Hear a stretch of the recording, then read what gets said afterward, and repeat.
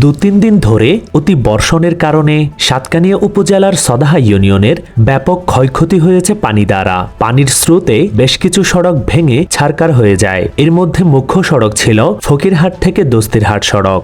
চট্টগ্রামের রাউজান উপজেলার সাবেক সংসদ সদস্য এবিএম ফজলে করিম চৌধুরী সহ ২৭ জনের বিরুদ্ধে হত্যা চেষ্টা, অপহরণ ও চাঁদাবাজির অভিযোগে মামলা হয়েছে।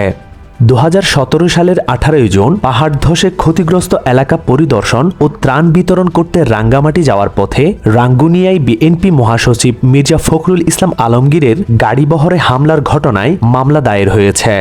মহেশখালীতে পাহাড় ধসের ঘটনায় আব্দুস শুক্কুর প্রকাশ মনুমিয়া নামের এক বৃদ্ধের মৃত্যু হয়েছে। এ ঘটনায় আহত হয়েছে মোস্তাফা খানম নামের এক নারী, তিনি নিহত শুক্কুরের কন্যা। চট্টগ্রামের পটিয়ায় মাটির ঘরের দেয়াল চাপা পড়ে ঘুমন্ত অবস্থায় তৃতীয় শ্রেণীর এক শিশুর মৃত্যুর ঘটনা ঘটেছে।